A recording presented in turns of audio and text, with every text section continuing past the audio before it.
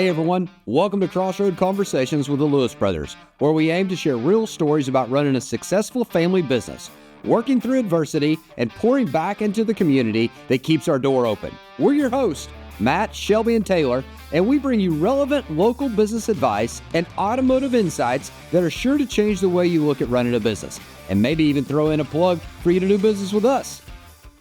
All right, let's jump into another segment here. This is a little bit of rapid fire. You got to tell me myth or fact. Myth or fact, okay? Myth or fact, okay? Here we go. These are pretty simple. The most talented teams always win. Oh, myth. Myth. Myth. Okay, you're pretty confident there. 100%. I unfortunately, this year, just look at the women's state cross-country results. There you go. Yep. There you go. Okay. Well, and that was kind of just last night, Indiana versus Miami. Indiana right? versus Miami, yep. I loved Indiana coming Yep. out on the top there, right? Yep. You know, there was no 5-star recruits, coaches less than 2 years in the program. They showed them how to play ball. This stat was crazy that Miami's offensive linemen over Indiana's defensive linemen, each person had 53 pounds. I did hear that. That was That like, is crazy. what? So you Not total, got an per. extra car Yeah. on the other side of the Yeah. line that you have to push. 53 And pounds. they put it to Yet They did. they put it to I them. enjoyed that game. And Miami put up a good fight, but Indiana in the end proved that, and I'm not saying they're any less talented, but per the stats, they were less talented, Yep. right? Yep. Yeah.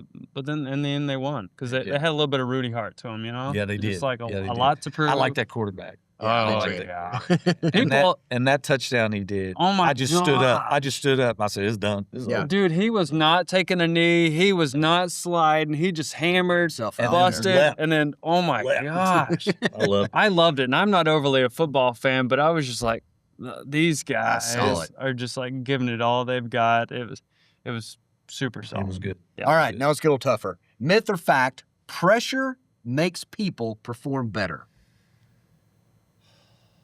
That was a little tougher. It is. I'm going to say fact. If you are trained and ready to always deal with pressure, you will perform at your best. But it's how you get there. It's how you get there, and I would agree with you. I think that's a fact, but the pressure has to be applied at the right time and in the correct manner. Yeah. You know, because I have seen some managers out there that they've never been trained, bless their heart, Yeah. and all they do is manage by fear. Yeah.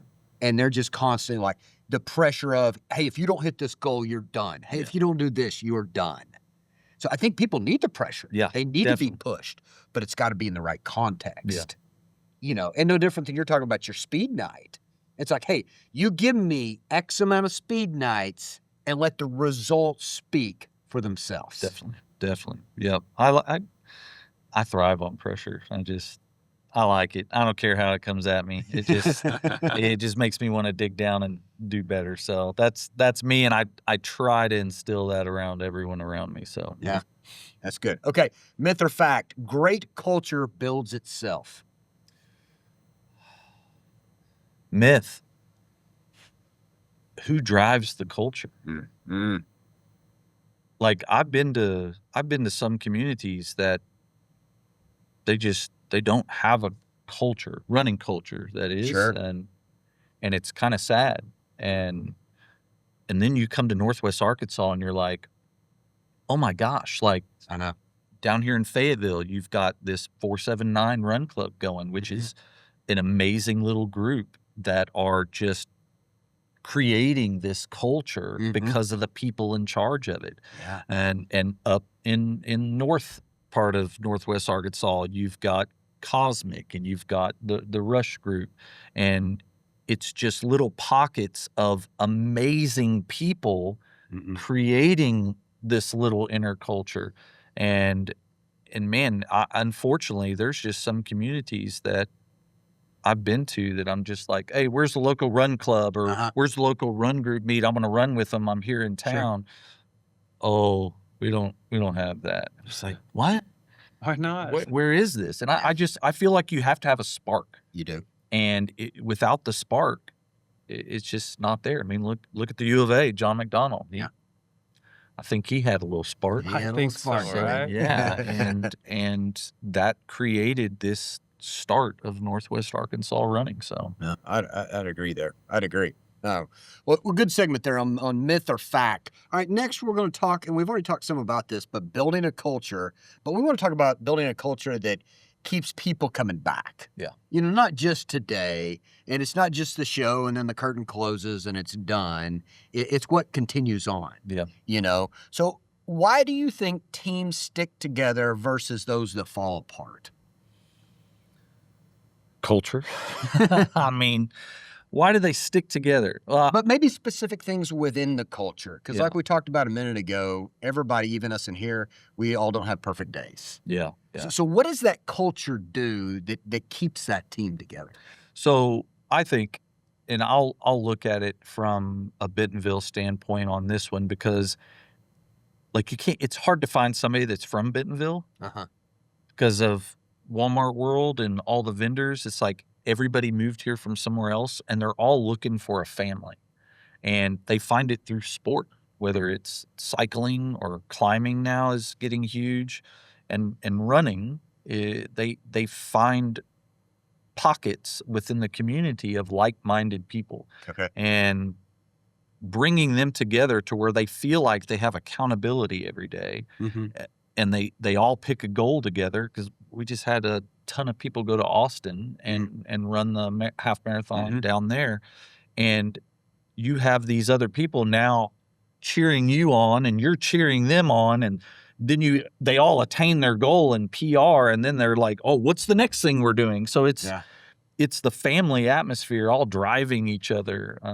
I think that keeps things going, because heck, one and done is easy to do, right? Sure. But like my training program, every year it sells out. Well, that's what I was going to 400 ask. people. How many people are in the Bentonville half training plan? We got 400 people with volunteers, like 430 people That's every Saturday, just owning the road. It just Like, blows my mind based on what I see on social, right? Yeah. Because I'm not there in it, but it just blows my mind. And of all different paces, Oh, somebody yeah. trying to train to win the race, Yep. which is super fast. Sure. Somebody trying to run their first half. There's probably Yep. a good amount. a lot. And why these people sign up for this continuous over and over and over and over of just starting with the basic build block, especially in today's day and age where you could just go to ChatGPT and say, hey, write me a training plan. Yep. Right? Or you could Google and there's a million of them. Yep. Probably more than half of them are wrong, how to approach it.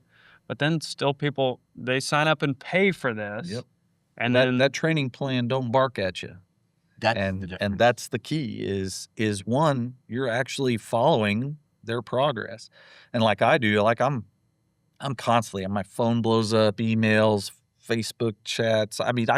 Every form of communication this group will hit me through, and I love it. I stayed for 40 extra minutes on Monday night in the freezing cold answering questions from training group members, and they just love it. We have over 100 first timers, so every Saturday I come in, like this Saturday 6 miles, and I'll be like, whose first ever 6 mile will this be? And it'll be 20, 30 people raise their hands, and everybody just starts clapping. Yeah, man. Love that. Right. Yeah, and you just got to remember, like, you've run 6 miles a million times, and a lot of people have, but it's somebody's first 6 mile run. Exciting. Yeah.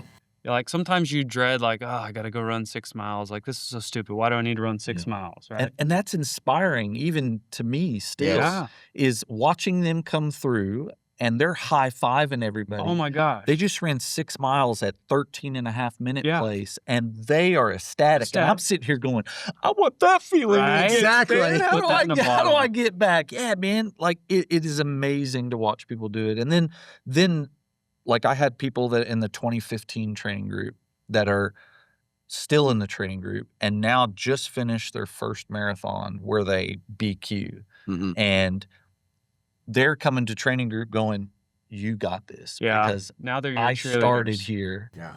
And look what I just did. And they were running 15-minute pace their Yeah. first Sure. half training. So I love watching people hit their goals, and I love challenging people that walk in the door and go, I'm not a runner, but I was thinking about doing a half You're like, I got marathon." this one. I got And then I'm like, I'm not an ultra runner, but I want to do 100 miles. I'm like, yeah, I got this one. now you're mine. Right? So I love that. That keeps you as an entrepreneur. That keeps you young at heart and hungry to show up again on a Saturday. Like, dang it, I got to Heck get up yeah. and go coach 400 random people Yep.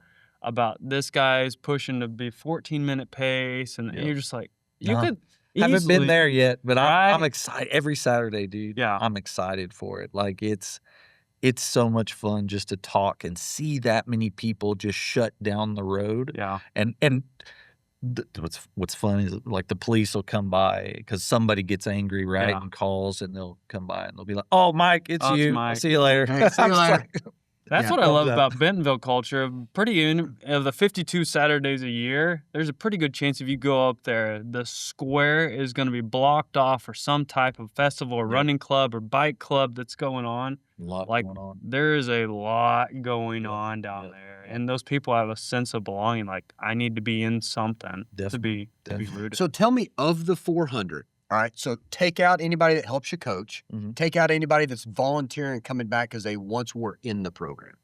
Of the 400 people that are in there, of those 400, how many of those are training to win the race?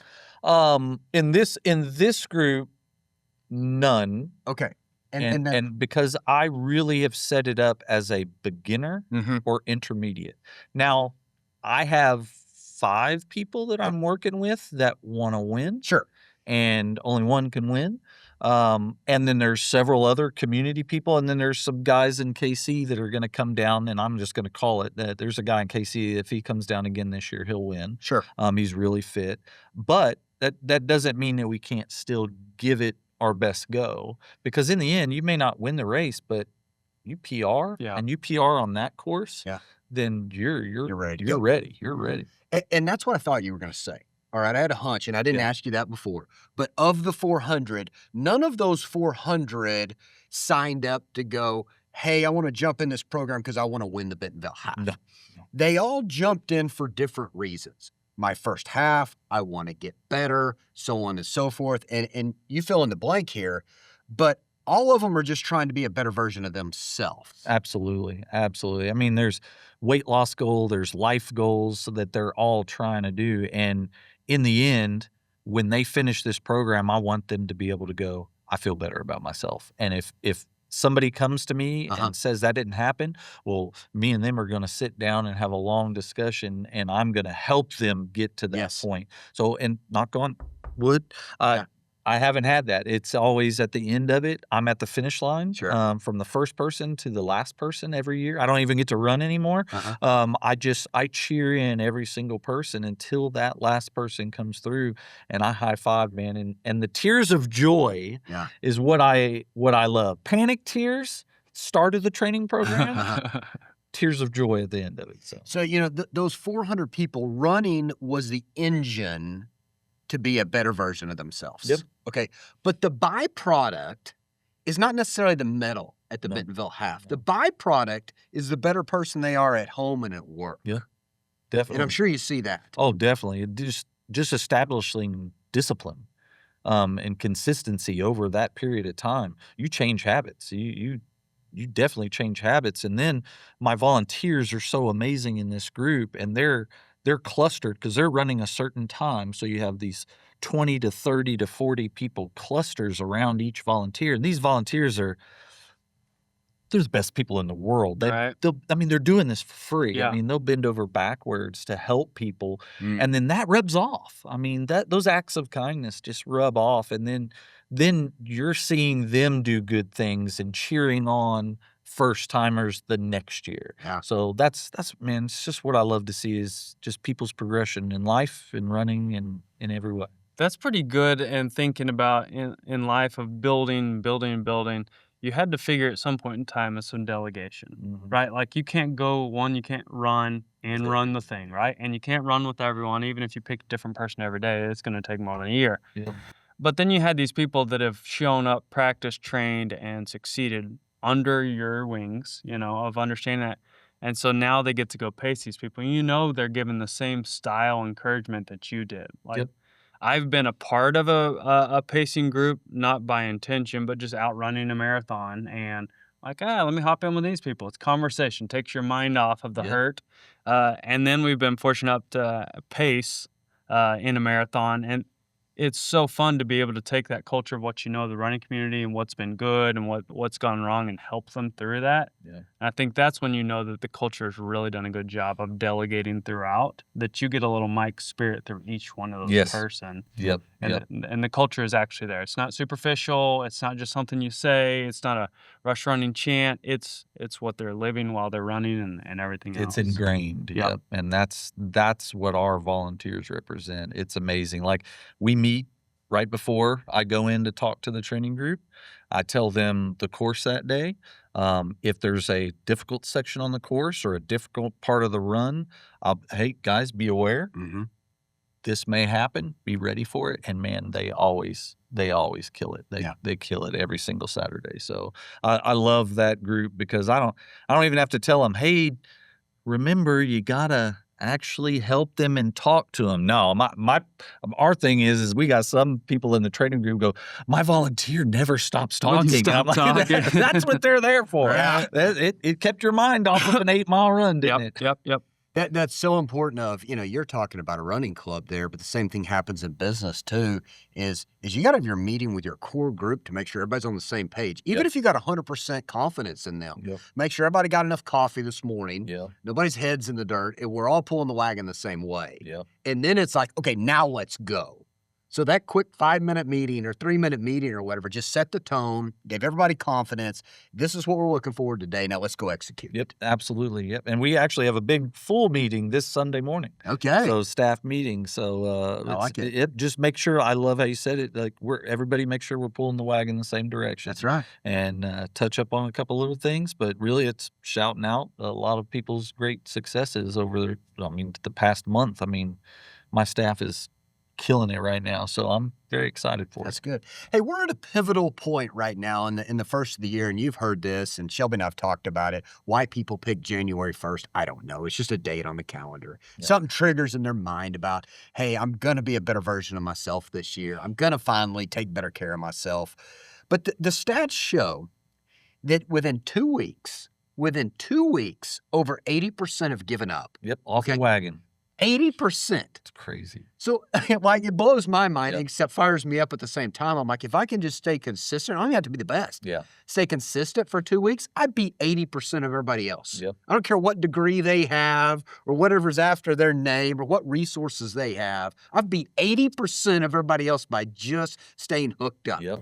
By the time this episode comes out, we will be at 90+% of people have given up, Mike, on whatever it is, saving money, being Yeah. fit, losing weight, running their first 5K, being a leader, reading a book, whatever it is. They've Yeah. given up.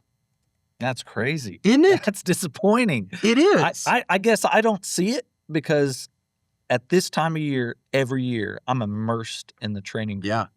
and our retention rate is really high. Yeah. So I'm just seeing successes all along, but those stats are mind-boggling. What I like to tell people is life happens. Yes. It's going to keep happening, Uh-huh. but how do you work through life to keep towards your goal? And in my opinion, every day is January 1st. So why jump off the wagon? Every day you wake up, you gotta figure out what motivates you, and you gotta stay one foot in front of the other. So trying to convince people to do that now obviously is a harder task, but gosh, 90%. Mike Isn't that crazy? just unlocked, and I'm going to circle it all back around here. Why he sees success in the 10%. He's dealing with the 10% that doesn't give up. Yep. And there's a reason why, and you said it, but I'm going to recap it here. The reason why is because that 10% you're working with is involved in an accountability group and within a culture. Yep. The other 90% did what Shelby was talking about. They go on ChatGPT to design them a running program. Yeah. They read something online, but they never tell anybody about it. Yeah. They never have anybody that they know is getting ready to blow up their phone. Hey, dude, where are you? We're getting ready to No start. accountability. They have no accountability. They had a dream, they had a goal, but they didn't tell anybody about it, and that's just a wish. Yeah. Yeah. The difference is so easy. You got to tell somebody about it, and then you got to get around like-minded people Yep. to hold you accountable. Yep. Surround yourself with like-minded people. Always. That's it. Always. That's it. And I hope you guys out there hear this, and it just played out, that the difference is that Mike has an accountability group he's put together, and it's got the right culture that keeps helping push people on the days they don't want to. None of us 365 wake up in the morning, jump out of bed, and just immediately want to be a better version of ourselves.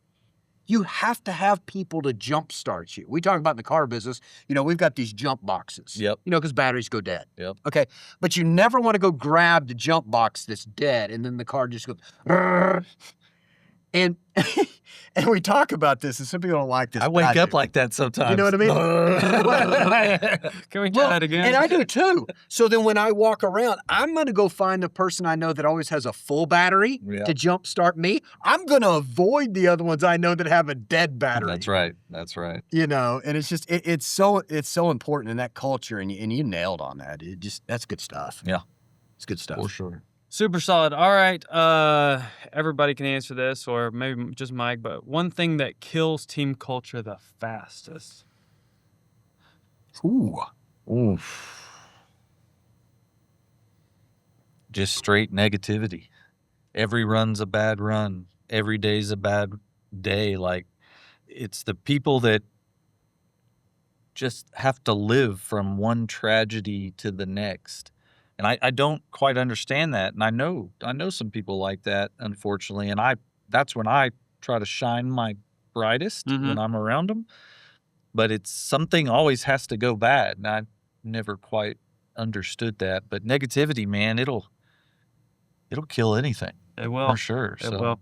I'd jump on there too. The negativity in any part of it, you let that, and we talk about this the meeting after the meeting, and we'll always find this huddled group of people after we have a meeting, and they're kind of unpacking and discussing what we went over. yeah. And if you got somebody in there that's negative, they'll run it. And I'm going to put on top of that, I'm going to steal with what you talked about earlier, is disbelief. Yeah. If you don't have somebody talking about that they believe they can do it, here's the goal, we believe you can do it, Yeah. that's going to eventually kill the drumbeat of the culture. Too. Definitely. You turn into a Debbie Downer and That's right. it's over. That's right. Some people just fuel on that, and it's wild how they get in that I don't get it. mindset. Like, who put them in that trap that but some people do. And so if you're in a situation where you can remove yourself, you need to remove yourself or remove that person, right? Yeah. And Cut if out not, the cancer. cut the cancer out, I right? say that a lot. Don't let the 1% determine how the 99% operates. Absolutely. Even when they're talented, and that's Yep. the tough one. Yep. But even when they're talented, it's like, yeah, their one success may be greater than one individual, any individual in your company, but once you remove them, it brings the entire tide up and the whole team fills the gap. Sometimes you just have to cut it. Yep. Unfortunately, but I wish them the best, but I don't understand the mindset. Why they get into this funk to where they're looking for the next bad thing to happen Yeah. for them. And I'm sitting here going, I want to find all the good stuff here. Exactly. I'm going to go Yeah, grab yeah. all this. I'm going to put it in my pocket and save it for later for the next Exactly. person having a bad day. And Yeah. That's the try to power help of them. optimism, right? Like in every awful, horrible, or unfair situation, there's a diamond shining in there somewhere, right? Somewhere. And that's Find it. all you need to look for. Absolutely. One thing that strengthens culture over the time. So we talked about the one thing that kills the team culture the fastest. One thing that strengthens team culture. What's your thought on that? Strengthens team culture.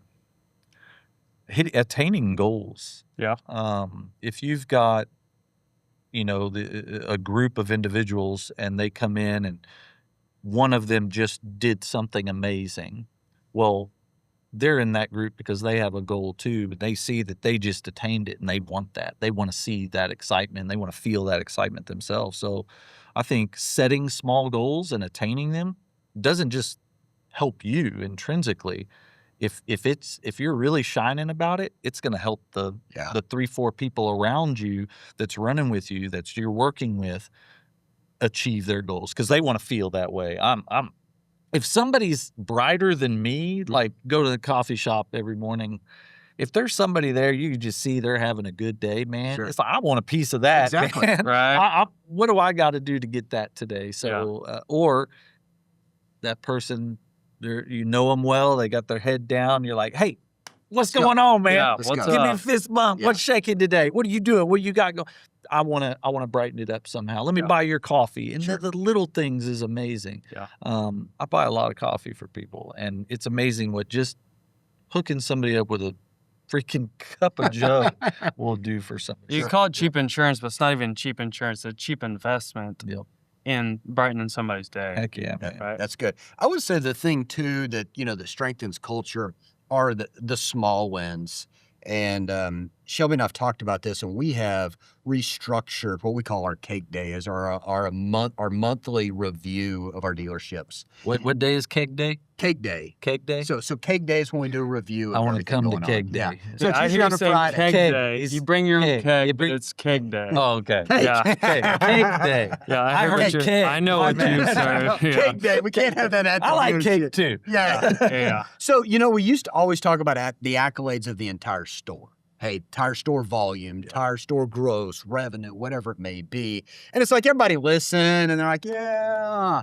But then we talk about individual accolades. Like, hey, somebody's kid just got a scholarship to go somewhere. 2 months ago, we had a group of 3 or 4 people that ran their first 5K.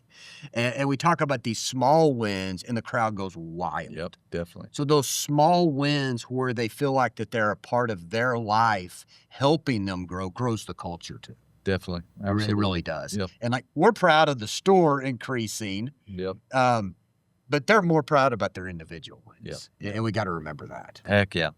We get customers will personally text me.